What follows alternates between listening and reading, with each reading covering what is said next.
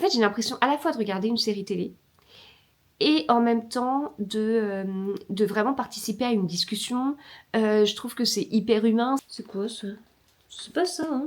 Hier midi, je vous aurais dit, bah écoutez, les romances de Noël, c'est terminé. Puis en fait, après, je me disais, ah, je sais pas.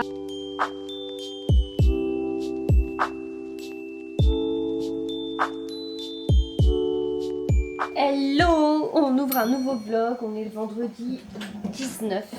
Est-ce vrai? Oui. 19 décembre, j'ai cru que j'allais pas pouvoir vous parler aujourd'hui. C'est bon. J'ai fait un truc un peu plus rapidement que prévu, mais du coup, il me reste plus 50 trucs à faire, mais 49 seulement. Donc, c'est bon. Non, mais je suis rentrée dans un tunnel hier midi. Hier, j'ai fini de bosser à 23h. J'ai quitté une visio à 23h. Mais quelle période, quelle période. C'est vraiment très drôle d'essayer de je sais pas, c'est typiquement français de travailler, de faire l'équivalent d'un mois en 19 jours. Je sais pas si c'est rigolo, mais... Enfin non, je trouve pas ça rigolo, mais bref. Alors, j'ai du coup le thé des amants. Thé noir, pomme, amande et épices. Donc ça, c'est typiquement un thé qui m'intéresserait, mais qui est en thé noir, donc je ne peux pas le prendre. Puisque moi, je ne bois pas de thé noir, parce que ça me rend malade.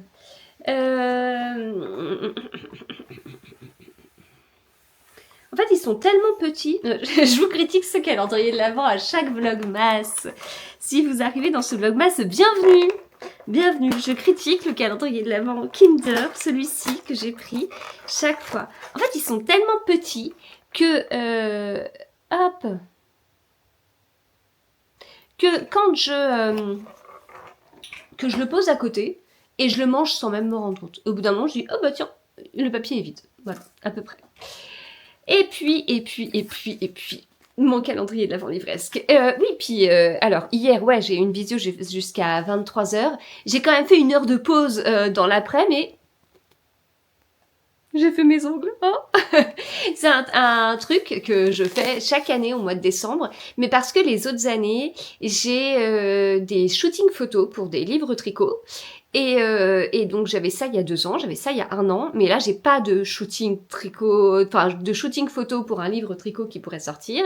Et donc, mais j'ai eu envie de faire mes ongles, voilà. Donc, écoutez, je ne suis pas une grande fan des stories, des posts dans le monde de Bookstagram où on voit, qui ne servent qu'à montrer ses ongles. C'est pas ce que j'apprécie, enfin c'est pas pour ça que je regarde enfin que je suis abonnée à des comptes lecture, mais écoutez, je suis quand même contente. Je suis quand même contente, c'est trop chouette. Non, vous trouvez pas? Je sais pas, hein, je sais pas combien de temps je vais tenir à faire des maisons, mais voilà. Et pour la mathématicienne que je suis, imaginez le fait de ne pas avoir des ongles identiques, le fait de ne pas avoir du rouge partout ou ça qui est du doré un peu blanc ou rouge avec motif. Imaginez, c'est trop dur. Alors, calendrier de l'Avent livresque, donc rappel du principe, je m'achète des livres de septembre jusqu'à novembre, je les donne à mon mari les emballe, les numérote, et il tient une liste, comme ça je suis sûre de ne pas les racheter, et derrière je les redécouvre ce mois-ci. On s'y habitue, c'est la 3e année que je fais ça. En fait, ça fait autant de temps que je fais mes ongles en décembre. Autant d'années, voilà. On s'y habitue beaucoup, on s'y habitue très vite. Il y a un gros manque après. Là, je vous parle de ça parce qu'on arrive au 19, donc ça va être dur. Il y a un gros manque après. Voilà, mais c'est la vie, c'est comme ça. Et je les retrouverai avec grand plaisir l'année prochaine, du coup. Mais ouais, il y a une habitude en fait. Il y a une habitude qui se crée et il y a une phase où on est habitué à ouvrir son livre et c'est tout à fait normal. Donc là, il me restera, on est le 19, il me reste 20, 21, 22, 23, 24, sachant que pour le 24, j'en ai 2, que j'ai des grands formats pour 20, 23, 24. Voilà, il me reste 3 poches en comptant celui-ci. J'ai acheté principalement de la romance parce que c'est ce que j'ai vraiment le moins dans ma palle alors que j'en lis beaucoup. Non, ça ne se dit pas comme ça. là, par rapport à mes lectures, on peut dire que sur l'année, j'ai pas fini mes lectures. J'ai lu... Ah, ça fait combien du coup? Ah, j'ai lu plus d'un tiers de polar et un tiers de romance. Ah, plus d'un tiers de polar et un peu moins d'un tiers de romance. Faut que je regarde parce que sur Babelio, j'en parlais avec Inès et parce qu'elle me disait, enfin, je lui montrais, en fait, elle me disait que que dans Babelio, les romans d'amour étaient pas forcément bien classés. Et du coup, je suis allée voir et c'est vrai. Et du coup, il y a des livres dans la partie roman d'amour que j'aurais pas du tout mis en romance. Donc c'est possible que j'ai lu quand même beaucoup moins que ça de romance. Voilà, mais bon, il y a beaucoup de romances et là, en l'occurrence, ça doit être un poche de chez Hugo puisqu'on sent les petits rabats sur les côtés. Et quand le papier est uni, j'aime bien voir à travers. Oh, attendez, je peux voir un peu à travers. C'est pas... Non, c'est pas... Non, c'est pas ça. Ah bah alors, dans les deux qui restent, il doit y avoir Les azalées ne fleurissent qu'en hiver de Dahlia Blake. C'est quoi ça? C'est pas ça, hein? Hein? J'arrive pas à lire à travers. J'arrive pas à lire à travers. Donc je ne sais plus. Franchement, il y en a beaucoup que je redécouvre. Quasiment tous. Les grands formats. Non, je connais le grand format du 20, je connais les grands formats du 24, je connais pas le grand format du 23. Donc là, ça veut dire qu'il y a... je connais pas le grand format du 23, il y a 2 poches que je ne connais pas, puisqu'il y a que le Dahlia Blake dont je me souviens. Et les 2 autres, je ne sais pas. Donc il y a 3 livres à totalement surprise, quoi. Oh, c'est censé... Ah non, mais je vois le nom d'autrice, c'est censé m'aider. Ah si! Si! Regardez! Regardez! Regardez! Ah! Des formules mathématiques! Ah! Et j'adorais tellement ça. Ah, là, si vous me mettez avec une formule, bah, selon... Enfin, voilà, il y a plein de choses en maths, mais selon... j'aurais vraiment du mal, alors que je m'éclatais tellement quand j'étais étudiante. Là, ouais, vraiment des trucs, on en faisait, on en bouffait. Enfin, je suis désolée pour le terme, mais il y a pas meilleur terme que ça. Oh la vache. J'aurais trop de mal maintenant à...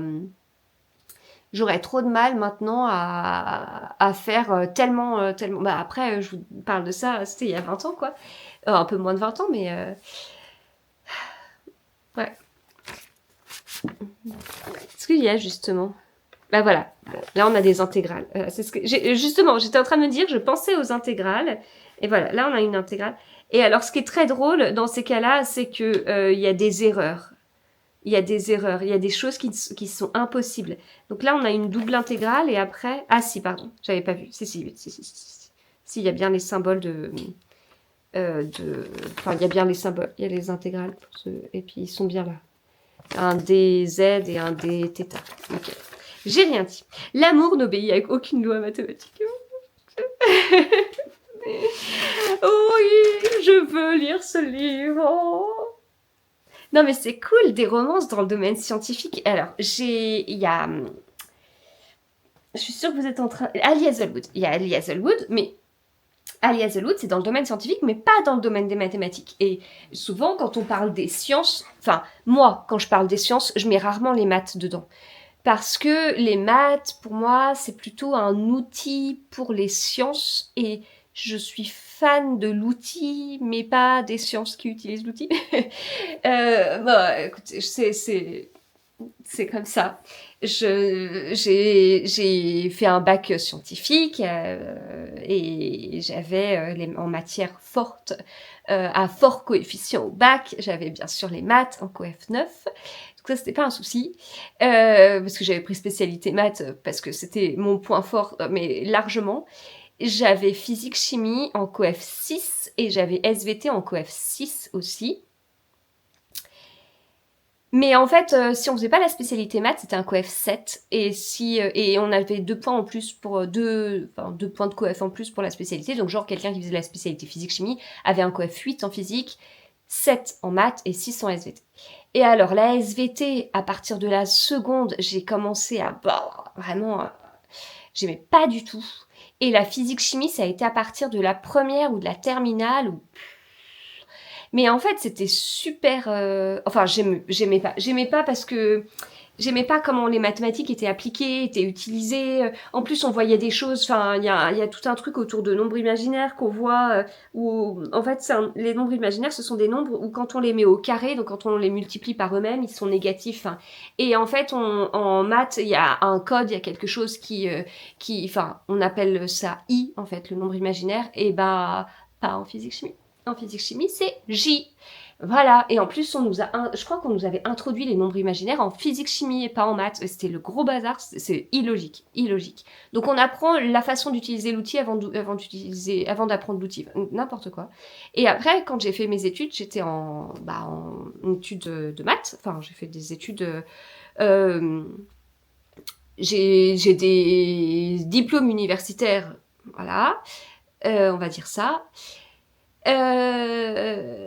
Même si j'étais à un endroit où il fallait bosser énormément, ça reste un diplôme universitaire, voilà, qui a la même valeur que tout diplôme universitaire. Enfin, en tout cas, ça vaut la même chose quand on voit le papier, mais on n'a pas fourni le même travail derrière. Et en fait, bah, ce qu'il y a, c'est que j'ai fait des études de maths, mais au début, enfin, même si j'ai fait des études de maths, donc j'ai fait 5 ans de maths, mais jusqu'en bac plus 4, hein, j'ai fait enfin, blablabla.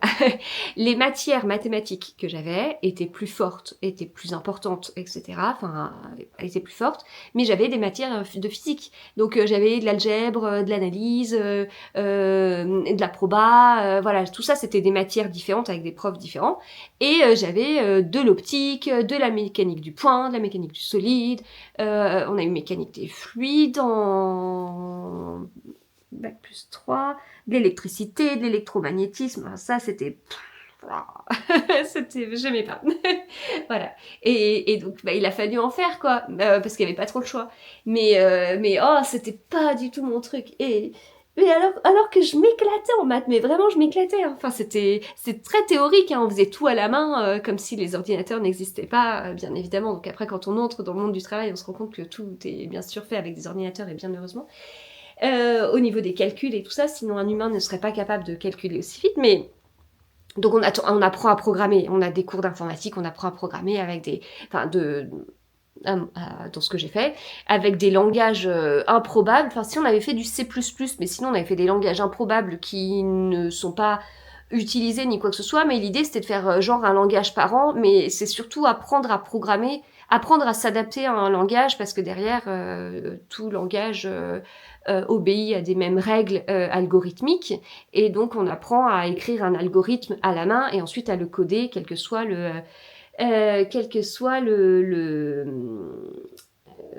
langage. Et après, bien sûr, le langage, des fois, il faut on écrit une phrase de code avec un point-virgule à côté. Des fois, on a besoin d'encadrer le langage. Enfin, voilà, il y a plein de codes différents. Chacun a son truc. Mais quelque part, quand on sait coder, on sait ce qu'on veut faire. Et après, c'est, ah, ok, on veut faire ça, on sait comment l'écrire. Enfin, on sait comment ça doit être, ou une boucle, ou des trucs. Et après, c'est comment, avec tel langage, on l'applique. Genre, je veux dire s'il vous plaît, merci. On sait qu'on veut dire ça. Après, il faut juste apprendre en anglais comme on le dit, en allemand, en italien, voilà. Mais du coup, il y a un peu de ça en fait. On apprend à coder, on apprend à parler la langue du code, mais derrière, on a besoin de savoir comment chaque langage fonctionne. Donc voilà. Donc les maths, oui, mais alors le reste des matières scientifiques. Ah, ça me manque pas, hein, ça me manque pas. Et là, les enfants en plus qui sont, du coup, mes deux grands sont au collège. Quand des fois ils nous parlent, oh on a fait un TP de physique, oh on a fait un TP de SVT, oh on a ça comme note, j'aimais tellement pas ça. En plus j'ai des souvenirs, mais la physique à ce moment-là c'était notamment de l'électricité, enfin au collège quoi. Ah c'était pas, bon ça restait, enfin au collège ça allait sur les cours, mais les TP ça a jamais été mon truc. Oh là là, c'est compliqué. Je trouve ça pas évident faut pas qu'on transmette nos propres pensées sur ces matières à nos enfants. Faut pas les influencer quelque part. Enfin, faut qu'ils fassent leurs propres expériences. Et puis chacun a ses goûts. Et en l'occurrence, ils ont pas les mêmes goûts que nous. Et ils ont pas les mêmes goûts d'année en année. Enfin, je pense à mon fils qui s'est pris de passion pour une matière et qui, on l'a appris là il y a pas longtemps, participe énormément dans la matière. Mais énormément apparemment. On en rigole encore parce qu'on n'a pas forcément... avec mon mari, on n'a pas forcément des enfants qui sont on faisait plutôt des enfants discrets en classe, quoi. Enfin, on n'a pas le moi. Voilà, c'est pas, on n'est pas comme ça en fait. Donc, enfin, voilà. Donc on rigolait, mais c'est très bien. Enfin, c'est très bien. Mais c'était drôle. Enfin, donc voilà. Donc écoutez, je suis trop contente. Je suis trop contente.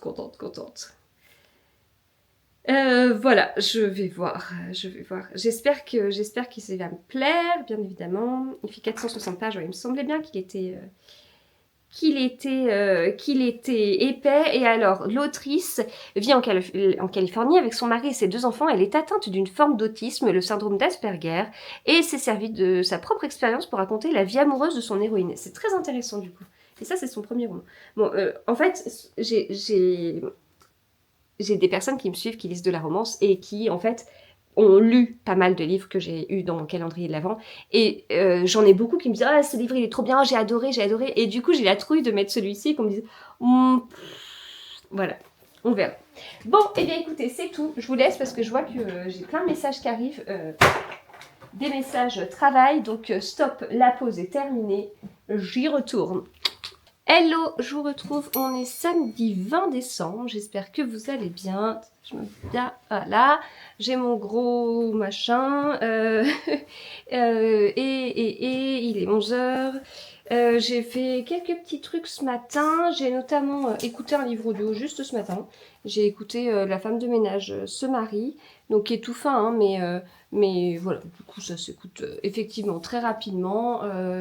Ah ouais, non mais le livre il est encore plus court que ce que je pensais.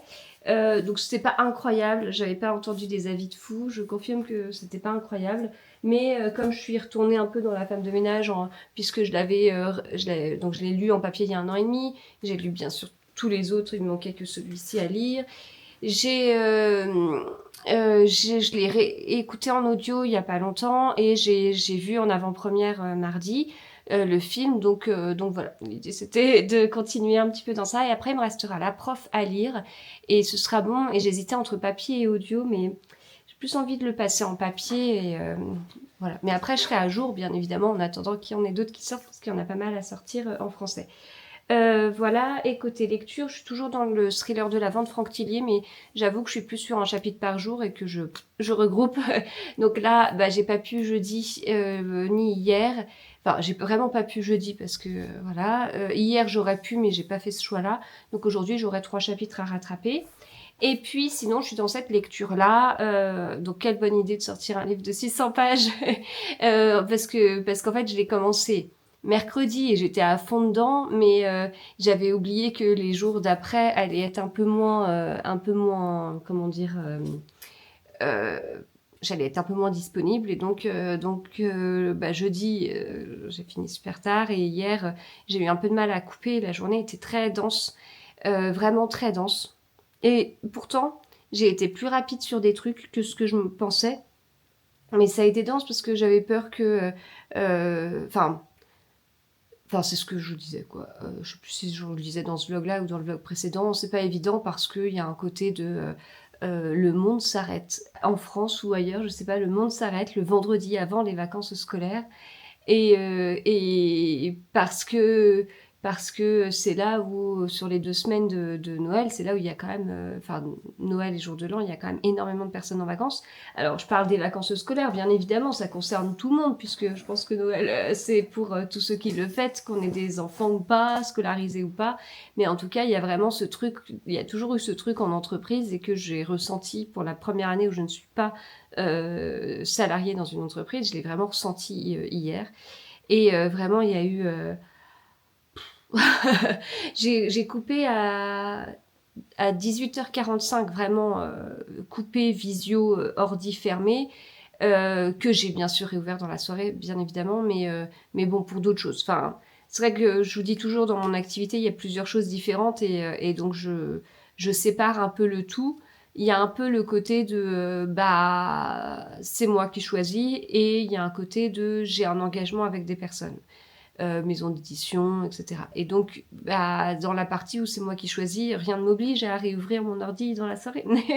Rien m'oblige à créer du contenu dès que je me réveille. Rien m'oblige. Non, certes, rien m'oblige, mais bon, c'est pour moi, ça fait totalement partie de mon activité. Et voilà, donc voilà, donc c'est vraiment, c'est comme ça, c'est comme, enfin là par exemple, enfin on m'a vraiment posé la question si j'étais en vacances ou pas.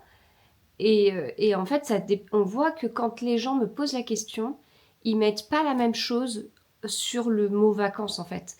Et moi non plus. Moi non plus. Donc c'est comment dire, c'est un peu curieux. Enfin, je suis vraiment dans une position particulière, c'est un petit peu curieux. Moi, je sais que je vais me sentir en vacances juste en modifiant un tout petit truc de mon activité et le reste, je pourrais continuer à travailler beaucoup d'heures chaque jour, eh bien j'aurais l'impression d'être en vacances. Mais il y a juste un petit truc, soulager mon emploi de temps sur une partie fait que d'un coup, je me sens en vacances. Et pour d'autres, enfin en discutant avec d'autres, pour certains, c'est bah du coup tu es en vacances donc tu coupes tout, tout, tout, tout, tout, tout, tout, tout, tout. Non. Non, alors ne serait-ce que répondre à un commentaire, ouais, je le fais, oui, tout le temps, enfin que je sois n'importe où, oui, oui, poster tous les jours, oui, tout le temps, toujours, depuis que, enfin, mon compte Instagram a presque 10 ans et enfin, mon compte Instagram a 9 ans et demi. 9 ans et demi, j'ai 5800 posts j'ai 5800 posts sur mon compte, ce qui fait que j'en ai posté en moyenne 610 par an. Chaque année fait 365 jours, donc bien évidemment que j'ai toujours posté une fois par jour et parfois j'ai posté 2 fois par jour, 3 fois par jour. J'ai déjà posté 4 fois par jour, alors pas tous les jours, mais ça m'est déjà arrivé de poster comme ça. Donc voilà. Donc en fait, c'est vrai que c'est très drôle parce que enfin de voir ça, mais c'est surtout ce qui est le plus important en fait, c'est moi. Quand est-ce que moi j'ai l'impression de ralentir parce que il faut forcément que je le fasse. C'est important, enfin là j'en ai vraiment conscience en fait, c'est important. Et ce qui sera hyper paradoxal, c'est que je vais avoir l'impression de ralentir si je lis beaucoup de livres dans une journée, si j'ai beaucoup le temps de lire, si j'arrive à me poser très tôt pour pouvoir lire, je vais avoir l'impression de ralentir, sachant que toutes les 30 minutes, je vais regarder mon téléphone pour répondre aux commentaires et aux messages privés, sachant que je peux m'interrompre à un moment donné pour me dire, attends, tiens, j'ai une idée de publication, je vais noter ça, et malgré tout ça, je vais me sentir totalement je sais pas comment dire, apaisée, ressourcée en vacances. J'aurais peut-être, enfin oui, et même si dans la journée j'aurais peut-être fait 3-4 photos pour mon compte Insta, etc. quoi. Enfin, donc je trouve que c'est très drôle et le plus important c'est que moi il va falloir que j'arrive à ralentir un petit peu parce que je vais en avoir besoin et que sinon je sais que mon corps me le fera sentir et j'ai pas envie d'en arriver là. Mais du coup, dans mon langage, dans ma façon de raisonner, couper, ralentir, c'est retirer 20% de ce que je fais quotidiennement. Enfin, j'exagère, mais voilà, il y a quand même un petit peu de ça. Enfin, je veux dire, c'est pas que 20%, parce que quand je vois la journée d'hier, non, non, non, non, la journée d'hier, c'était assez intense. Donc voilà, mais justement, la journée d'hier était très intense, trop intense. Et donc, eh bien, je retiens la leçon de cette semaine, en fait, et je retiens ces leçons-là pour les semaines à venir, pour ne pas reproduire des moments comme ça. Je ne veux pas revivre une journée comme hier ou comme celle de jeudi, et donc comment est-ce que je peux faire pour que ça ne se passe pas comme ça? Et j'ai réfléchi, je sais, je vais tester un truc, et voilà. Donc c'est ça. Enfin, c'est que vraiment enfin, j'ai aussi cette flexibilité-là. Enfin, il y a forcément des avantages. Je veux dire, j'ai pas fait un burn-out pour derrière repartir dans un truc qu'avec des désavantages, qu'avec des inconvénients. Mais il y a bien quand même des avantages. Forcément. Je me plains pas du tout. Hein, mais alors, pas du tout. Enfin, si c'est interprété comme ça, vraiment, j'en suis désolée parce que je me plains pas du tout. Pas du tout. Voilà. Mais, mais derrière, ouais, je pense que des fois, j'ai besoin juste de quelques petits ajustements. Et comme je suis assez passionnée par un côté de manipulation et même d'auto-manipulation, je pense qu'on est très doué pour se faire croire des trucs à nous-mêmes. Eh bien, j'aimerais utiliser ça pour vraiment me faire croire à moi-même que j'ai coupé, alors qu'en réalité, j'ai pas coupé. Parce qu'à partir du moment où je lis, c'est pas une coupure en fait, puisque c'est alimenter mes réseaux, mais j'ai besoin de lire. J'ai besoin de lire. Donc pour moi, c'est forcément coupé. Enfin, tout est hyper paradoxal, mais derrière, du coup, il faut que j'arrive il faut que j'arrive à me à voir ce qui mon auto-manipulation me donne l'impression que là je me suis ressourcée et je suis prête à réattaquer. Donc voilà, quels sont les critères pour ça? Comment est-ce que je fais? Donc voilà, la psychologie humaine, c'est passionnant. Donc, j'étais en train de vous dire que j'ai débuté ce livre mercredi, donc je ne l'ai pas terminé, mais je vais le terminer là. J'ai noté pas mal de citations. Alors, il faut savoir qu'il y a des passages que j'ai notés parce que j'ai éclaté de rire. Et je suis consciente, enfin j'ai eu une discussion avec moi-même, je suis consciente que quand je relirai ces passages hors contexte, ça me fera pas rire. Euh, Voilà, par exemple, je ne savais pas, même pas que tu avais un chien, il s'exclame alors en reculant sur sa chaise. J'aurais dû le découvrir avant Dylan, je me sens trahi. Ah d'accord, c'est pour ça. Ça c'est la petite phrase en italique. Si ça peut te rassurer, Patch n'est pas non plus au courant de ton existence. C'est un chien. Voilà. Donc, sorti du contexte, c'est pas drôle. Mais alors, j'ai éclaté de rire hier quand j'ai lu ça. Et il y en a plein des passages comme ça. Franchement, je me régale. Elle a vraiment une écriture... Enfin, je sais pas comment dire. C'est immersif, en fait. C'est hyper... En fait, j'ai l'impression à la fois de regarder une série télé et en même temps de vraiment participer à une discussion. Je trouve que c'est hyper humain, c'est exactement... Enfin, bon, je suis plus du tout étudiante, on est d'accord, mais je me revois étudiante sur des sujets de discussion, et c'est tellement... des fois, il y a des dialogues, tac, tac, tac, tac, et puis ça pique, et puis ouais, il y a beaucoup d'humour, ils se prennent pas au sérieux, enfin, Enfin, j'aime bien, enfin, j'aime beaucoup. Ouais, c'est frais et ça paraît vrai. En fait, ça paraît totalement vrai. Les gens, ils parlent comme ça, quoi. Enfin, moi, quand je suis en train de lire, j'imagine vraiment des scènes, etc. Enfin, c'est pas, comment dire, euh, c'est pas hyper réfléchi sur une tournure de phrase intelligente, machin truc. Non, non, non, non. Et là, on est vraiment donc là, c'est le tome 4. Donc on suit dans chaque livre un campus driver, donc je sais plus si je vous avais dit ça dans le blog précédent ou dans ce blog, mais donc il y a un gars qui va conduire des personnes sur le campus, etc. Et, euh, et, et qu'est-ce que je voulais vous dire d'autre? Oui, donc il y a vraiment des choses différentes. Enfin, on est sur de la romance. Dans la romance, on parle beaucoup de tropes. Les tropes, ce sont des schémas narratifs. Et quand on décrit une romance, on va décrire la romance avec des tropes. On va dire, ouais, c'est un friends to lovers, avec un fake dating, avec, voilà, enfin, plein du slow burn, du machin, et proximité forcée. Et donc, il y a plein de tropes comme ça qui existent. Derrière, ces tropes peuvent être tout à fait cumulées. Et il y en a par exemple qui détestent le triangle amoureux, mais c'est quelque chose où, en fait, voilà, j'ai appris qu'il y a des gens qui détestent totalement le triangle amoureux. Ça peut être un motif de non-lecture et qui détestent quand la narration n'est pas à la première personne. Et pareil, ça peut être un motif de non-lecture, en fait, de non-achat du livre. Et moi, je suis surprise parce que moi, quand je lis d'autres choses, du polar ou autre, bah, en fait, la narration, elle est à la première personne ou pas. Et puis, je sais pas ce qui va se passer en fait. Et ça, j'en avais parlé avec quelqu'un de chez Babelio et c'était passionnant. Enfin, il a raison, c'est vrai que c'est une aberration. Déjà, dans la romance, il y a beaucoup de trigger warning. Quand on ouvre le livre, il y a plein de choses. Et ça peut paraître un peu spoilant parce que des fois, mais j'étais tombée sur un trigger warning pour nous prévenir qu'un personnage allait vomir. Je crois que c'était ça. C'était un trigger warning. Voilà, jusqu'où ça va en fait. Donc des fois on se dit on n'est pas obligé d'aller dans ce détail-là. Enfin, quand je lis du polar, je suis même pas au courant qu'il y a des scènes vraiment où je ne peux pas de viol ou autre. Et c'est pas, on n'est pas prévenu en fait. Donc c'est vrai que dans la romance c'est différent, mais la romance maintenant il réfléchit comme étant un genre qui peut être lu par les plus jeunes, à partir de 15 ans quoi.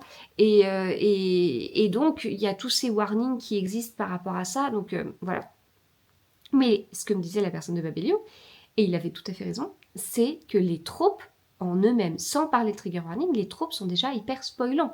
Quand on dit waouh ça, bon, là on a un côté ah mince j'ai plus le terme. Ah mince j'ai plus le terme, c'est l'inverse de Friends to Lovers. J'ai plus le terme. Enemies to Lovers. Oh, j'avais pas du tout ça, j'avais Rivals. Et je me dis, mais non, c'est pas ça, c'est pas. Donc, un Enemies to Lovers, c'est l'un des tropes qui a apparemment le plus de succès. J'avais déjà entendu une autrice de romance parler en disant, bah voilà, je suis partie sur un Enemies to Lovers parce que c'est ce qui marche. Et moi, de mon côté, c'était pas mon trope préféré, mais j'aime bien en fait. Mais moi, je suis plutôt sur du Friends to Lovers, donc le côté où ils sont amis, puis en fait, ils se rendent compte petit à petit que leur point de vue change. Et moi, mon trope préféré, c'est le trope du faux fiancé, le fake dating, où en fait, ils font comme s'ils étaient ensemble, mais c'est pas le cas, et hop, ça a changé. J'ai une passion pour ce trope-là, et c'est pas toujours fait comme j'ai envie, mais j'aime bien quand ça y est. Mais pour moi, le meilleur fake dating, c'est le livre de Clara Hérault, L'effet boule de neige, qui était exquis. Et voilà, donc en fait, dans chaque tome, bah, il va y avoir des tropes différents, des personnages différents, des tropes différents et tout. Et là, écoutez, je suis à la page 456 et il y a 620 pages. Il ne s'est rien passé entre les deux personnages. Il n'y a rien eu. Il n'y a pas des scènes explicites, mais il y en aura parce qu'il y a deux petites dames là. Vous voyez, là, il y a deux petites dames sur trois, donc forcément il y aura des scènes explicites, il se passera quelque chose, mais pour l'instant, pas du tout. Donc c'est un peu lent. Un petit peu lent, c'est un peu long avant que... Donc bien sûr, on voit leur point de vue qui change parce qu'on suit chaque personnage, mais c'est pas très rapide. Voilà. Donc bon, bah, écoutez, je vais continuer. J'ai hâte de voir justement comment ça va se passer et tout, mais voilà.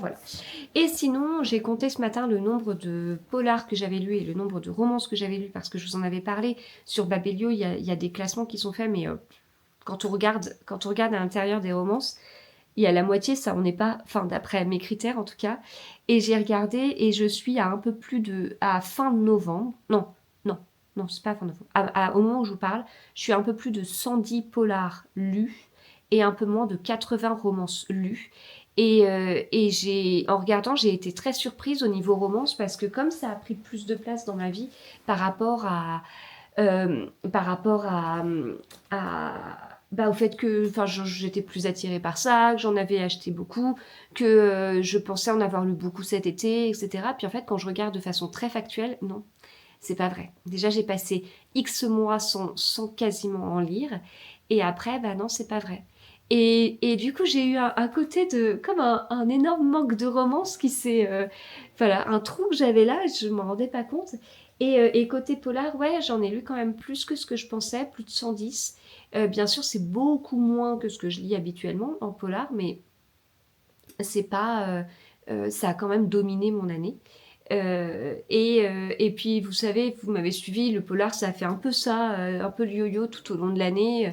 J'ai lu du bon, j'ai lu du moins bon, j'ai été déçue, et j'ai été surprise par Freda McFadden. J'ai encore eu un commentaire ce matin, parce que j'ai posté un truc hier sur Instagram, les 42 polars à avoir lu une fois dans sa vie. Et, euh, et, et en fait, j'ai eu un commentaire de quelqu'un qui me disait ah franchement la sélection elle était bien mais du coup j'adhère pas du tout parce qu'il y a la femme de ménage dedans. Et je me dis oh on en est encore là mince, on en est encore là. Donc ouais, moi j'ai pris du plaisir aussi avec Freda McFadden, avec le boyfriend. Il était incroyable ce livre, c'est l'une de mes meilleures lectures de l'année. Ce sera peut-être même mon meilleur polar de l'année. Donc voilà, du coup c'est hyper particulier parce que j'aime le polar, c'est mon genre préféré. Je vais me sentir hyper à l'aise dans le polar nordique et beaucoup déçue par du polar, notamment certains auteurs français et agréablement surprise par d'autres auteurs de polar français. Et à côté de ça, l'autrice qu'elle vend en poupe depuis petit paquet de temps maintenant, qui vient détruire malheureusement le marché du polar. Mais en fait, j'adhère à cette autrice, quoi. Enfin, voilà. Je trouve ça très intéressant. Il y aura certainement des choses à creuser, etc. Mais voilà, enfin, de mon côté, je pense que je m'y connais en polar et lire Le Boyfriend de Freda McFadden, voilà, et j'en attendais beaucoup, hein, j'en attendais beaucoup et ça a fait le job, quoi. Donc c'est une autrice qui fonctionne auprès des gens qui ne lisent pas. Il y a des gens qui se remettent à la lecture grâce à elle. Et derrière, quand on est sur des gros lecteurs, parce que je pense que je peux être considérée comme une grosse lectrice, euh, et, euh, et en plus plutôt habituée au genre du polar, ça marche aussi. Donc voilà, je trouve ça fascinant, je trouve que ça fait poser quelques questions. Ça me fait poser bien sûr quelques questions sur le rejet, voilà. Parfois le rejet, enfin il y a deux formes de rejet. Il y a le rejet automatique par voilà, notre habitude française de détester le succès et de le bannir et le fuir à tout prix. Voilà, ça se discute, je suis pas dans cette team-là. Et il y a le rejet avec argument. Et voilà, enfin, qui du coup est intéressant et doit être écouté, bien évidemment. Enfin, si c'est argumenté, je veux dire, c'est que derrière, il y a des choses, et donc là, ça, c'est intéressant. Mais sur notamment, alors ce qu'on lui reproche de façon argumentée, c'est notamment le fait qu'il n'y ait pas que ce soit pas assez creusé, etc. Mais je vous dis, moi, ça le fait parce que c'est pas ce que je recherche dans le polar. Moi, je veux... Enfin... enfin, le roi du page turner, c'est Cédric Cyr. Pour moi, si on est sur du page turner, ça veut dire qu'on n'est pas en train de nous décrire une pièce avec et puis on va pas passer du temps à savoir si le rouge qui est là, c'est un rouge plutôt de quelle couleur et le qui est différent du rouge de maison.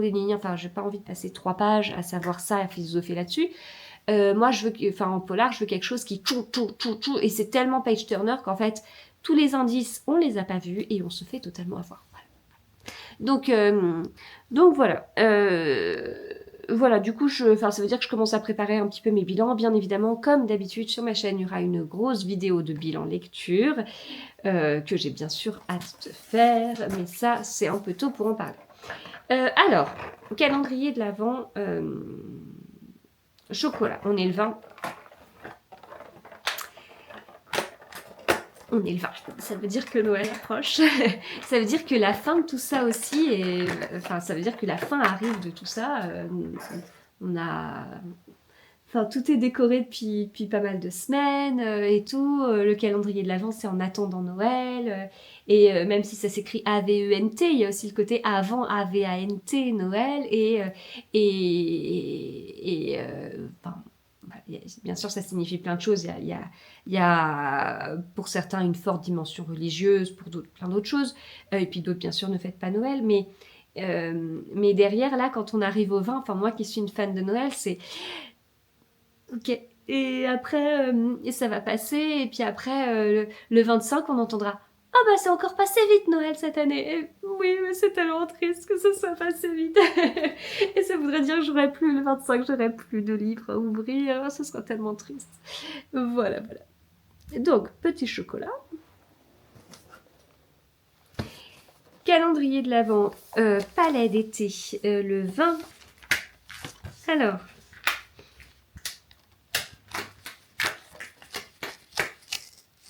Chai impériale. Alors, ça va pas être pour moi parce que c'est du thé noir.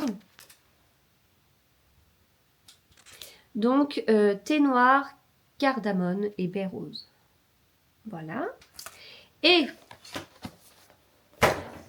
mon calendrier de l'Avent préféré, hop, c'est celui-ci. Voilà. Donc, très très beau pliage, très très beau papier, etc. À chaque fois, on me dit « Ah, tu nous partages un tuto ?» Non, je ne partage pas de tuto. Parce que je sais pas ce que mon mari a utilisé, je vais pas lui demander, enfin déjà, il passe du temps à faire ça, je vais pas lui demander de faire la recherche que tout le monde peut faire, il suffit d'aller sur YouTube, vous mettez pliage, papier, calendrier, enfin, papier cadeau, machin, et puis vous trouverez des trucs, ok? Donc, voilà. Donc j'ai quand même envie de vous montrer le papier, même si je sais que je vais avoir cette question-là, mais je trouve le papier super bien plié. Alors, pour moi, pour moi, c'est le tome 3 de ça. Déjà, au niveau de la taille, ça correspond. Au niveau de la taille, que ce soit longueur, largeur, épaisseur. Donc moi, je mise vraiment sur celui-ci. Et alors, je regardais mes romances là, parce que je m'étais dit, ah, je me ferais bien une petite romance quand même parmi celles que j'ai prises. Et en fait, malgré les apparences, c'est pas du tout des livres fins. Ils font déjà au moins 400-450 pages. Et j'ai été surprise en fait. J'étais surprise. Et ça, c'est vraiment globalement une de mes surprises dans la romance. Parce que, de façon très cliché, je me disais, oh, une romance, c'est bien, ça se lit vite. Parce que c'est un peu l'impression que j'avais, comme j'étais plutôt avant une lectrice de romances de Noël uniquement. Alors que maintenant, je passe lectrice de romances tout court, avec une préférence pour les romances tout court que les romances de Noël. J'ai pas eu la main gagnante systématiquement cette année sur les romances de Noël. C'était presque une fois sur deux. Alors quand j'adorais, j'adorais. Mais alors sinon, j'ai vraiment été déçue. Et ça me fait bizarre. Parce que moi qui aime bien les romances de Noël, ça me fait bizarre en fait. Enfin, j'ai l'impression de ne pas avoir été assez nourrie de romances de Noël. Et en même temps d'avoir trop la trouille d'en reprendre une. Et donc, bon, les romances de Noël, c'est plutôt court. Et les romances tout court, moins. C'est plutôt... Et donc ouais, une romance, ça se lit pas forcément vite, quoi. Donc, numéro 20. Est-ce que j'ai raison? De toute façon, après, j'aurais que... Ouais, je vous l'ai dit, là, il reste après 5 livres. Après celui-ci, il en reste 5. Et sur les 5, il y en a 3 où je sais ce que c'est. Normalement, je sais tous, parce que c'est moi qui achète les livres, mais j'ai oublié.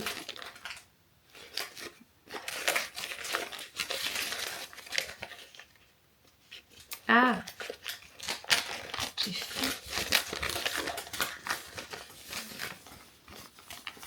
Ah, j'arrive pas. J'arrive pas. Bien, je vous ai encore beaucoup parlé aujourd'hui. Donc, je t'ai dit, oh, je vous parle rapidement comme ça, après vite. J'avais des trucs à faire. Je me suis mis les indispensables à faire aujourd'hui pour pas aller trop loin. Et oui, alors, il y a des étoiles et je vois des étoiles sur l'autre. Et puis, effectivement, le tome 3 est rose. Et le tome 1, il était comment? Mince, ah si. Ah, il était dans du bleu-violet et l'autre était dans du bleu. Et c'était bizarre parce que c'était deux couleurs qui donnent l'impression d'avoir un ciel de nuit. Donc le côté rose était un peu changé un petit peu. The Problem with Falling, le tome 3. C'est 3 sœurs qu'on suit. Voilà, ce sont 3 sœurs. Et alors pareil, hein, c'est pas fin. Hein. Ah si, il fait 380 pages, c'est pas beaucoup. C'est pas écrit gros. Mais c'est pas beaucoup 380. Il fait combien l'autre du coup? 480. C'est un drame, ce sont que des drames psychologiques. Mais ça me donne trop envie de lire. Faut que je réfléchisse un peu à mon organisation. Bref, donc ce sont 3 sœurs qu'on suit. J'avais adoré le tome 1. Vraiment, j'étais bien dedans. Ça, en fait, je sais pas comment expliquer. Il y a des fois, j'ai un peu du mal à. Enfin, je vous dis, oh, ça me rappelle quand je regardais une série, quand je regardais un Disney. Enfin, je vous ai dit des choses comme ça. C'est dans les dernières vidéos. En fait, il y a des fois, je suis bien dans le livre. Je suis comme alignée avec le livre. Ça me nourrit. Et donc, j'ai eu ça avec. J'ai eu ça dernièrement en polar avec le prochain Jérôme Loubry qui sort le 2 janvier et Jornir Horst qui est un auteur de polar norvégien que j'adore. J'ai eu ça avec quelques romances et notamment en fait Campus Drivers, ça en fait partie, même si je pense avoir une préférence pour le tome 3 quand même. Et là, le Brittany c'est Chéri, c'était pareil. Et j'ai eu ça avec Nettle de Bex Hogan qui est une fantaisie. Et voilà, des livres où je suis bien dedans en fait, c'est tout moelleux, je sais pas comment dire. Je suis alignée avec les livres, j'arrive pas à trouver un terme. Je sais pas si ça vous fait ça, vous aussi. À un moment donné, vous êtes... vous voyez, enfin, imaginez sur 10, 20, 30 livres que vous avez lus, il y a peut-être dedans un livre avec lequel vous vous sentiez, ou même plus, hein, avec lequel vous vous sentez tellement bien, je sais pas comment dire, en osmose, en harmonie, pour des choses différentes. Et c'est comme si vous étiez composé, enfin en tout cas de mon côté, parce que je lis quand même plusieurs choses, comme si j'étais composée de plein de morceaux, avec un morceau de polar nordique, un morceau Jérôme Loubry, je vous disais dans une vidéo, je pensais plus sur du polar méditerranéen ou voilà un petit côté manipulation. Donc j'ai besoin de ça pour me composer, avec un peu de romance, avec un peu de la fantaisie qui me faisait penser à Disney. Enfin, voilà, je suis composée de plein de morceaux comme ça. Et quand je lis un polar nordique, ça vient activer ce morceau-là. Quand je lis de la romance, ça vient activer ce morceau-là. Enfin voilà, je sais pas comment expliquer autrement. Donc je veux bien avoir vos retours parce que je fais des monologues bizarres toute seule. Bon, eh bien écoutez, je découvrirai la troisième sœur dans celui-ci. Et ouais, ça me tombe vraiment bien de passer quand même le Britannice et Chéri prochainement. De toute façon, ils vont tous sortir en poche. Ce serait bien que je les dise avant qu'ils sortent en poche. Voilà, bah écoutez, je vais m'arrêter là pour ce matin parce que c'est beaucoup plus que ce à quoi je m'attendais. Et en fait, j'ai pris deux, trois trucs ce matin. J'ai mis des indispensables là de... Ah oui, tout à fait. J'ai prévu de chercher des citations pour une chercher des citations pour une publication, des citations très précises, et je suis pas sûre de trouver. Et si je ne trouve pas, la publication tombe à l'eau. Donc j'aimerais faire quelques recherches sur ça pour bien me déblayer le terrain et de finaliser ma publication. Finaliser ma publication du 24 décembre et faire quelques photos plutôt pour la fin du mois. Voilà, parce que j'aime bien moi faire mes publications en plein de bouts, différents. Donc les photos pour la fin du mois, je sais pourquoi ce sera, mais je vais pas le faire maintenant, c'est un peu tôt. Et ma publication sur les citations, là je suis que dans une phase de recherche, mais après bien sûr il faudra faire tout le reste, les photos, les trucs, les machins. Donc j'en suis pas là, mais il faut que... J'en suis pas là, mais il faudrait, parce que j'ai prévu quand même ça pour mardi. Ouais, bon. Voilà, bref, allez, je vous retrouve plus tard. Hello, j'espère que vous allez bien. On est dimanche 21, je vais clôturer ce vlog, alors pas en ouvrant mes calendriers de l'Avent, mais en vous parlant de livres que j'ai terminé hier. Alors j'ai aussi lu un manga, enfin voilà, mais bon, en dehors de ça, j'ai donc terminé Campus Drivers, le numéro 4, je vais dire le numéro 7, pas du tout. Donc j'avais relevé pas mal de passages. Alors, rien de plus que ce que je vous disais hier. Je l'ai beaucoup aimé. J'ai trouvé que c'était très drôle. C'est peut-être enfin, globalement, je me suis tous marrée avec les tomes, mais alors celui-ci peut-être plus que les autres. J'ai aimé les personnages et tout. Il y a juste ce côté où ça a été lent sur une partie. Voilà, je trouve que, enfin, genre 90% ça a été lent, puis les 10% c'était bien. En fait, sur les 90%, je sais pas, il y avait peut-être un peu de lenteur, mais il y a un côté, je trouve, c'est aussi un tome qui parle vraiment aux fans de la série, en plus du reste, et enfin, en plus du fait qu'il y a l'histoire, etc. Je trouve qu'il y a ce petit côté-là qui est chouette. Voilà, donc écoutez. J'ai beaucoup aimé, et donc je ne suis pas encore à jour parce qu'il reste encore un tome, mais pareil, c'est un bon petit pavé. Et en ce moment, j'ai un besoin de lire, et j'ai peur de me mettre dans un pavé et d'avoir l'impression de pas avancer. Voilà. Et hier soir, j'ai lu celui-ci. Trop bien. Comme dans une romance de Noël ou pas, de Valentine Mingot chez Hauteville. J'aime beaucoup la couverture, mais je trouve qu'elle ne va pas forcément avec l'histoire. Enfin, disons que moi, quand je vois cette couverture-là, enfin, dites-moi ce que vous pensez en commentaire, et moi, quand je vois ça, j'ai tendance à... Enfin, j'aime beaucoup, je la trouve jolie et tout, mais je la trouve mignonne, douce, voilà.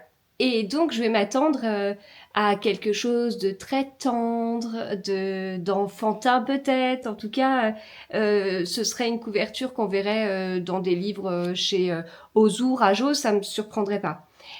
Contrairement aux couvertures de livres qu'on voit plutôt chez Hugo, chez les éditions EH, chez Addictive, où c'est plus coloré et tout.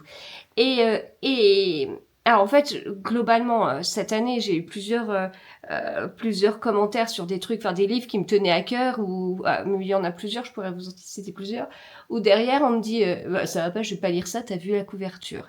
Et je trouvais la réflexion complètement bah dommage quoi, parce que derrière le livre il est exceptionnel, j'arrête pas de dire qu'il est exceptionnel, c'est un coup de cœur, c'est génial, et on me dit ah ouais non mais la couverture non. Et je trouve ça hyper bah ouais dommage de ça, enfin de passer à côté d'un livre pour cette raison-là, enfin voilà. Et en même temps, c'est sûr que la couverture, c'est un argument marketing. Alors, la couverture, c'est notamment pour les gens qui vont, enfin, qui n'ont pas d'avis de quelqu'un d'autre, qui vont en librairie, qui voient tout un plein de livres, et puis bah, ils sont attirés par une couverture ou pas. Et donc, s'ils sont attirés, ils vont prendre le livre, ils vont regarder un peu plus en détail, ils vont retourner pour regarder la quatrième. Enfin voilà, c'est un argument d'achat. Mais c'est vrai qu'après, si on vous dit que l'intérieur d'un livre est génial et que vous n'entendez que ça, c'est dommage de rester sur cette impression-là. Mais c'est vrai que la couverture peut avoir un impact. De mon côté, je l'ai acheté connaissant la couverture. Mais une fois que c'était dans ma palle de Noël, là, j'ai je l'ai pas passé en priorité pour cette raison-là. Et en fait, bon, j'ai vu passer quelques avis positifs, mais c'est pas forcément des gens avec, enfin, j'ai pas forcément les mêmes goûts que ces gens-là. Où j'ai vu passer des avis très positifs sur Instagram et j'ai vu les mêmes personnes noter sur Babelio mettre une mauvaise note. Enfin, du coup, j'ai pas eu des personnes à côté qui me disaient non mais vas-y, c'est un coup de cœur, vas-y, c'est un coup de cœur. Puis là, hier, je réfléchissais, je regardais, parce qu'au départ, en fait, hier midi, je vous aurais dit, bah écoutez, les romances de Noël, c'est terminé. Puis en fait, après, je me disais, ah, je sais pas, enfin, ça se trouve, je vous ai dit autre chose hier matin. Enfin, il y en avait quand même un qui me titillait. Il y en avait un qui me titillait. Mais là, j'ai vraiment, hier après-midi, je me suis posée, j'ai regardé les livres de Noël qui me restaient à lire, et je me suis dit, alors, il y en a que j'ai reçus, que j'ai pas demandé, il y en a que, et donc, bah, je suis moins attirée par cela, il y en a que j'ai acheté, plusieurs, ou qu'on m'a offert, que j'ai reçu en service de presse et que j'aurais acheté. Donc, en fait, c'est faire le point sur tout cela et me dire, ok, voilà, il reste tant de jours avant Noël. Ok, j'ai été déçue par les romances de Noël, c'est vrai, mais est-ce que je vais pas laisser une dernière chance? Est-ce que dans ceux-là, il y en a pas quand même certains que j'aimerais lire à tout prix avant et que j'ai pas envie de laisser de côté pour l'année prochaine? Alors, ça me dérange pas, moi, de laisser de côté un peu pour l'année prochaine. Ce qui est gênant, c'est quand il y a des livres qui passent comme ça, de Noël en Noël, et au bout de 3 ans, je les ai pas lus. Ceux-là, je pense que je vais m'en séparer, hein. C'est un signe. Mais du coup, en faisant le point, je dis, ah, quand même, j'en ai relevé 4. 4 où je me dis, ça m'ennuie quand même. Et pour prioriser, parce que j'aurais peut-être pas le temps de tout lire, enfin, je me rends pas compte un peu de comment ça va se passer. Enfin, là, j'essaye de lever un peu le pied ce week-end. Demain, j'ai une très grosse journée, j'ai beaucoup de visio, j'ai beaucoup de trucs à faire, etc. Enfin, je n'ai j'arrive pas du tout à anticiper mon temps de lecture sur les prochains jours, enfin, sur même la semaine qui arrive, en fait. Enfin, si, le week-end prochain, c'est le week-end. Donc, ça, c'est sûr, mais j'arrive pas du tout à anticiper. Et j'ai pas envie de lire des livres de Noël longtemps après Noël. Donc, le week-end prochain, bah, j'aurais peut-être plus envie de lire des livres de Noël. Donc, qu'est-ce que je lis là en fait? Lesquels sont vraiment ceux à côté desquels je peux pas passer? Et donc j'en ai relevé 4 et donc pour m'aider j'ai regardé les notes Babelio et puis enfin en fait j'avais 2 arguments, les notes Babelio et ceux qui sont en audio parce que j'ai fait ça hier matin aussi avec la femme de ménage se marie, j'écoute un livre audio du coup avant de me lever en faisant des petites choses, enfin genre j'avais une publication à faire qui demandait pas trop de neurones donc j'avais juste à faire des copier-coller, des trucs, des machins, etc. Bon bah voilà, là c'était parfait pour écouter un livre audio. En revanche, je basculais sur Instagram pour répondre à des commentaires. Bon bah là, je lisais le commentaire, je répondais. Bon, il a fallu que je mette 15-30 secondes en arrière pour les livres audio et du coup j'ai écouté mes livres audio sur Spotify. Et je le fais pas assez, alors que je suis abonnée Spotify depuis un moment. Et donc, j'avais 2 arguments, les meilleures notes sur Babelio et des livres en audio. Et alors, sur les 4, j'en avais 2 qui avaient de très bonnes notes sur Babelio et 2 qui étaient en livre audio. Je dirais, c'est génial. Et donc, j'ai commencé par celui-ci qui avait vraiment une bonne note sur Babelio. Et du coup, comme je vous dis, parce que je pars loin pour tout ça pour dire à la base que je trouve la couvre pas assez punchy par rapport au livre. et c'était tellement bien, c'est un coup de cœur, je l'ai tellement aimé ce livre, c'est enfin trop bien quoi. Donc en fait dans ce livre on suit Manon, c'est une narration à la première personne. Manon elle adore les comédies romantiques et notamment les comédies romantiques de Noël, que ce soit en téléfilm, en livre.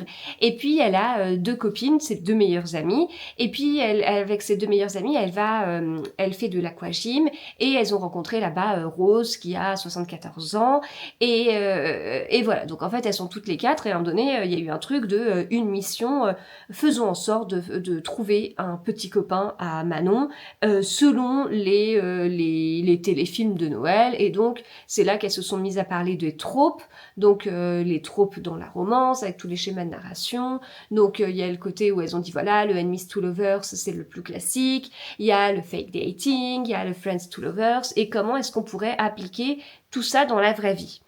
Et en fait,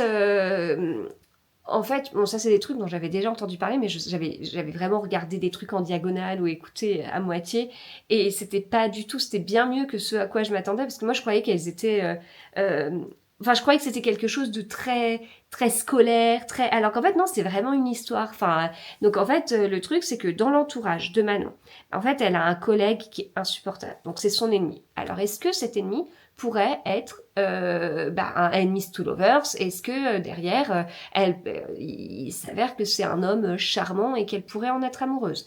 Elle a un meilleur ami, Mathias. Est-ce que Mathias pourrait être dans un trope friends to lovers? Et est-ce qu'au final ils pourraient être ensemble? Et puis fake dating, il va y avoir un truc. Et puis elles ont ajouté d'autres tropes, etc. Et donc elles ont parlé de d'autres tropes et il y en a d'autres qui interviennent. Et donc c'était très bien fait parce que c'est hyper fluide et il n'y a pas ce côté. Enfin en fait il y a comme plusieurs choses en parallèle en se disant bon alors écoute, dans ton entourage tu as qui, tu as là, est-ce qu'avec lui on peut imaginer ah ouais non, et puis chacune va dire attends s'il a dit ça c'est peut-être ça, est-ce qu'il y a, et puis au bout d'un moment il y a un gars qui intervient dans le truc. De toute façon il y a toujours Mathias de toute façon qui est son meilleur ami. Enfin voilà, il y a plein de choses qui interviennent comme ça, puis on va se poser des questions. Et en fait, je vais pas vous vendre ça comme un polar parce que c'est pas possible. De toute façon, j'ai rien à vous vendre parce que c'est pas, je ne gagnerai rien du tout sur les ventes de ce livre. Mais je vais pas vous le conseiller comme un polar. Et mais moi, qui suis amatrice de polar, je l'ai lu comme ça. Dans le sens où, comme il y a plein d'hommes dans son entourage et qu'il y a ses tropes et tout ça, il y a un moment où je me dis, ça va être lequel? Avec lequel est-ce qu'elle va finir? Lequel va être celui qui va se transformer en histoire, en petit pop, etc. Et parce qu'il y a, c'est comme si on avait plein de suspects, alors que ce sont pas des suspects, ce sont des boyfriends potentiels. Et du coup, c'est parmi tout cela, lequel est-ce que ça peut être? Oui, non, je sais pas. Puis peut-être, voilà, c'était trop bien. Et c'était agréable, c'était tout mignon. Alors, il n'y a aucune scène explicite. C'est très soft par rapport à ça. Et je vous le dis parce que je vous le dis, vraiment, je m'en souviens pas toujours, en fait, de quand c'est le cas.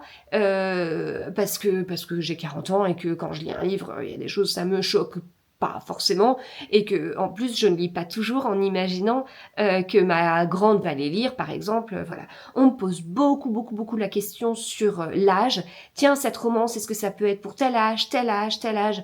On me demande beaucoup de recos et tout ça. Alors on me pose beaucoup de questions sur des recos, ça c'est sûr. C'est une période où il y a beaucoup, mais aussi beaucoup du coup sur l'âge. Mais alors ça, vraiment, n'hésitez pas à aller sur Babelio parce qu'il y a les âges. Alors ça reste du déclaratif, mais de mon côté, sur une romance, etc., je ne pourrais pas être, enfin, je ne serais pas capable de savoir si cette romance, elle est adaptée à une ado de 13 ans et demi. Des fois, on me dit les mois, de 15 ans et 8 mois, je ne sais pas.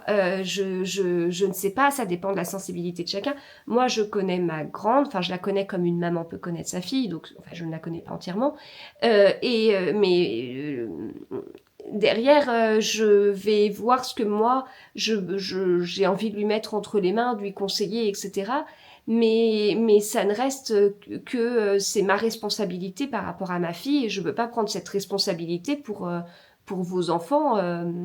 Voilà, sinon lisez le livre avant pour être sûr, mais c'est hyper compliqué sinon. Et c'est hyper compliqué et puis c'est vraiment, comme je dis, c'est une responsabilité qui est pas évidente. Donc vraiment vous dire oui, je recommande ce livre les yeux fermés à une ado de 14 ans et 10 mois et demi et ça passera sans problème. J'ai vraiment du mal à faire ça parce que justement je suis maman et que voilà. Et moi je lis les livres comme avec mon regard de 40 ans, parfois avec mon regard de maman. Enfin, en fait, je lis les livres avec mon regard de 40 ans. Tout simplement parce que c'est moi. Et là, à la fin du livre, je me suis dit, ah mais en fait, il n'y a même pas de scène explicite. Ah ok, ah ça peut être intéressant du coup pour le conseiller à certaines personnes. Voilà, c'est tout. C'est tout. C'est juste ça. Il y aurait eu des scènes explicites, j'aurais été en mode... Et puis je me serais même peut-être pas posé la question. Mais là vraiment en refermant le livre, je me suis fait la réflexion en me disant ah c'est tout mignon, c'est moderne, c'est sympa, mais il n'y a pas de scène explicite. Ok, donc là go et puis allez-y pour vos ados. Enfin ce sera du coup soft quoi. Donc même si ce sont des adultes qui parlent, enfin, quand je dis que ça peut être pour des ados, enfin, encore une fois, c'est une responsabilité que je prends, et je me dis, si ça ne va pas, ça va être compliqué à gérer, si ça ne convient pas, etc. Mais quand quand je dis ça, c'est pas du tout du young adulte, on est vraiment sur des adultes, et moi, en tant que personne de 40 ans, du coup, j'ai pas eu l'impression d'avoir des petites jeunes, des petits trucs. Non, non, non, c'était adulte. Voilà. Au niveau des réflexions et tout. Voilà, donc super bonne découverte. C'est tout, je vais m'arrêter là. Franchement, quand j'ai enregistré, je me suis dit... Enfin, déjà, enregistrer les dimanches, il y a vraiment pour les vlogmas que je fais ça, parce que normalement, c'est vraiment une journée où j'essaye de beaucoup couper. Même si le matin, bien sûr, bien avant avant de me lever, j'ai fait une publication, bien évidemment, ça c'est le rituel du dimanche. Mais de la création de contenu, de vidéos, je vous avoue que... Donc, voilà, mais j'ai quand même pas mal parlé, bien évidemment, et puis j'ai pas ouvert mes calendriers de l'avance que je vais faire dans une autre vidéo, donc du coup je vais vous laisser là pour, pour derrière enregistrer l'autre vidéo et puis passer à un dimanche, même si bon j'ai mon ordi à côté, il faut que je fasse un ou deux trucs pour préparer une publication, une collab, mais ça c'est pas grave, voilà. Donc voilà, donc c'est un petit peu brusque comme fin, mais je vois le temps qui passe et moi qui continue à parler, alors que il faut que je passe vraiment en mode dimanche. Voilà. Bon, eh bien écoutez, je vous souhaite de très très bonnes lectures et on se retrouve plus tard, à bientôt.